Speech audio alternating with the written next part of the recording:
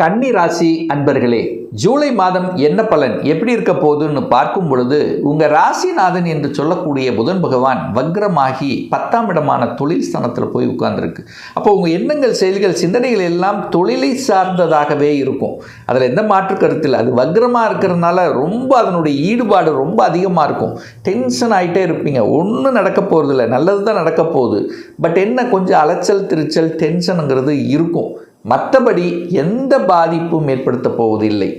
கொஞ்சம் அங்கே சூரியன் இருக்கிறதுனால ஸ்ட்ரைட் ஃபார்வர்டாக இருப்பீர்கள். சூரியனைப் போல இருக்கக்கூடிய எண்ண ஓட்டங்கள் உங்கள் ஆழ்மனதில் இருந்து கொண்டு இருக்கும். அதில் எந்த மாற்று கருத்து இல்லை.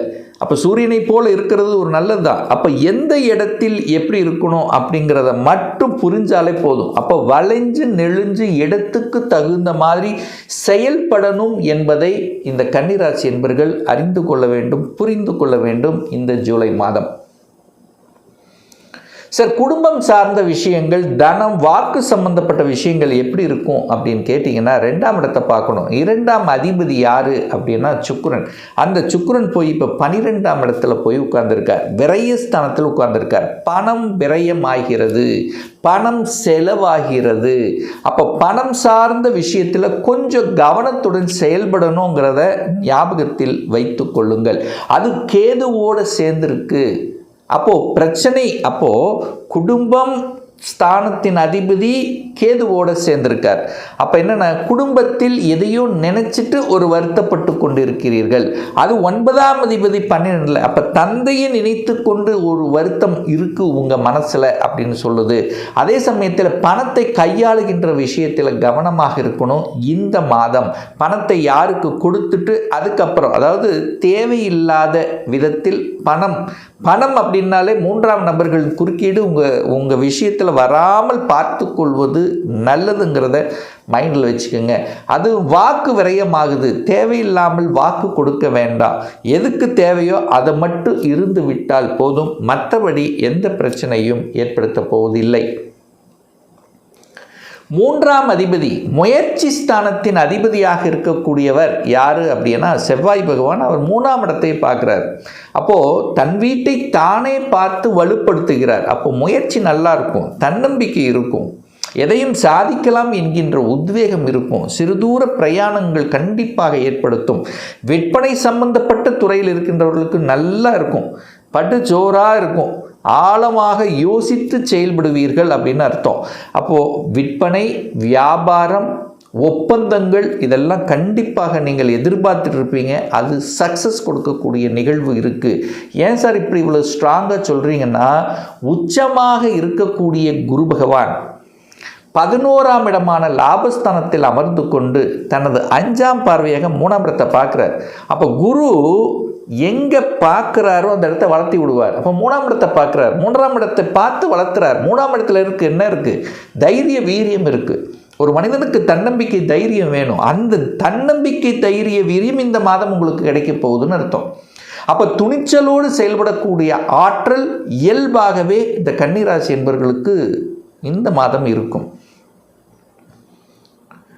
4ஆம் அதிபதி சுகத்தை தரக்கூடியவன் யார் அப்படின்னா குரு பகவான் தான். குரு பகவான் 11ஆம் இடத்துல இருக்கார். அப்போ சுகம் சார்ந்த விஷயங்கள் நல்லவையாக இருக்கும் அப்படிங்கிற அர்த்தம்.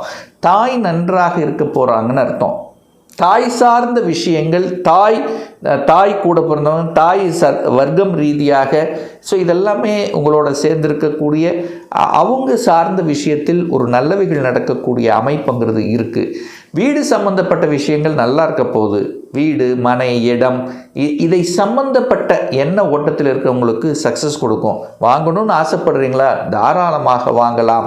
அதில் எந்த குறைபாடும் ஏற்படுத்த போவதில்லை இந்த கன்னிராசி என்பவர்களுக்கு. ஒரு சிலருக்கு வீடு வாடகை தான் கட்டிகிட்டே இருக்கிறோமே, இது ஒரு 5-6 வருஷம் வாடகை கட்டியிருக்கோம், பேசாமல் அந்த கட்டின வாடகைக்கு ஒரு வீடு வாங்கியிருந்தால் கூட பாதி குறைஞ்சிருக்குமே, இப்படியெல்லாம் உங்கள் எண்ணங்கள் தோணும். அப்போ வீடை வாங்குவதற்குண்டான எண்ண ஓட்டத்தை உதயமாக்கக்கூடிய ஒரு மாதமாக இந்த கன்னிராசி என்பவர்களுக்கு அமையும். அட்லீஸ்ட் ஒரு இடமாவது வாங்கி போடணும். இல்லைன்னா அதை பற்றி பேசாமல் இருக்க முடியாது. குறைந்த ஏதாவது இந்த வீடு, இடம், நிலத்தை பற்றி, வாகனத்தை பற்றி இந்த வாகனம் வாங்குறது, அந்த வாகனத்தை வாங்குறது, இது வாங்கியிருக்கலாம். ஸோ ஏதோ ஒன்று வாகனத்தை பற்றிய பேச்சு அல்லது அதை சார்ந்த துறையில் இருக்கின்றவர்களுக்கு நல்லபடியாக இருக்கக்கூடிய அமைப்பு. விவசாயத்தில் இருக்கக்கூடிய இந்த கன்னிராசி என்பவர்களுக்கு இந்த மாதம் நல்ல ஒரு என்ன சொல்கிறது, தன்னம்பிக்கையோடு செயல்படக்கூடிய தன்மை, கொஞ்சம் ஒரு லாபங்கிறது கண்டிப்பாக எதிர்பார்க்கலாம். சுறுசுறுப்பு இருக்கும், சாதிக்கலாம் என்கின்ற எண்ணங்கள் இருக்கக்கூடிய அமைப்பு இந்த மாதம் உண்டு.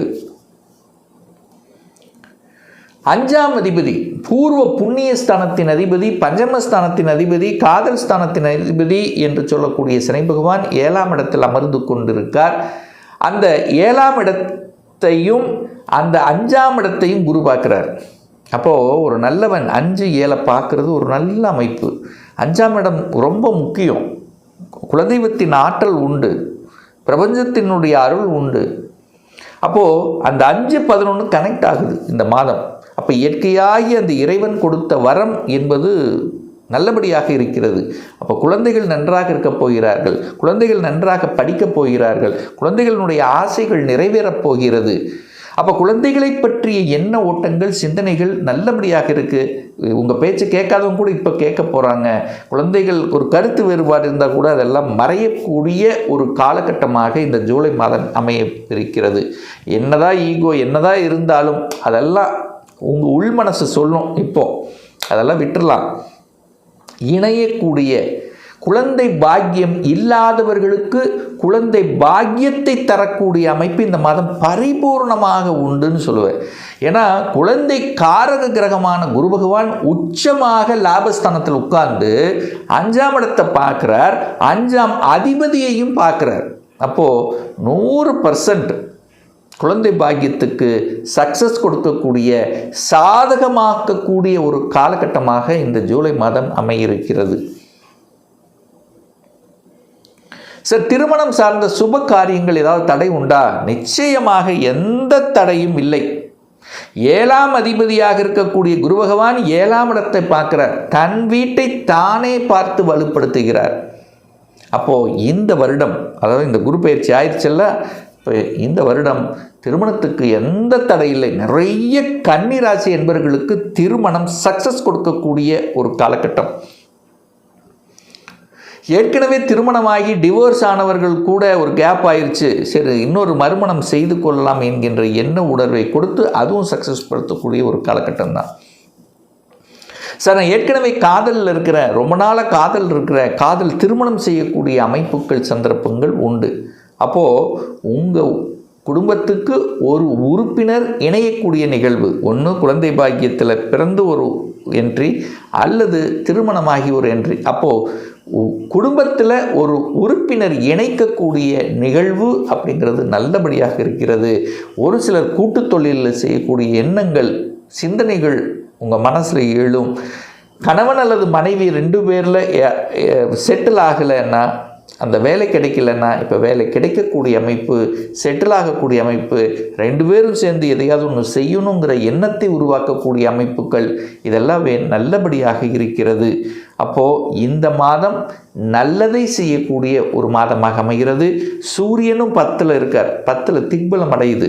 நிறைய பேர்த்துக்கு அரசாங்க மாற்றங்கள், அரசாங்கத்தில் இடமாற்றம், ப்ரமோஷன் கிடைக்கக்கூடிய அமைப்பு ரொம்ப சாதகமாக இருக்கிறது. அதுவும் சூரியன் இந்த 17 ஜூலை 17க்கு அப்புறம் குருவோடு சேர்ந்து லாபஸ்தானத்தில் உட்காரப்போகிறார்.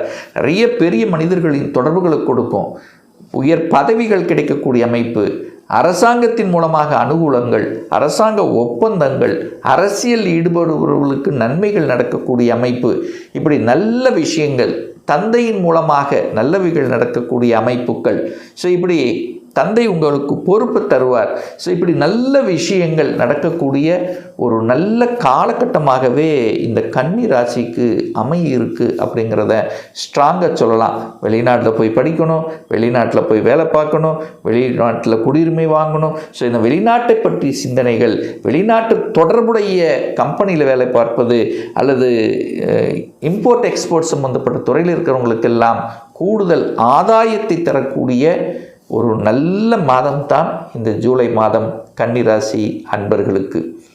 ஒரு நல்ல தெய்வ வழிபாடு எடுத்துக்கணும் அப்படின்னா, ஒரு தடவையாவது மதுரை மீனாட்சி அம்மனை தரிசித்து வருவீர்கள் என்றால் நிச்சயமாக உங்கள் மனசு, உங்கள் எண்ணம், உங்கள் செயல், சிந்தனைகள் சிறப்பு பெறும். அதில் எந்தவித மாற்று கருத்து இல்லை.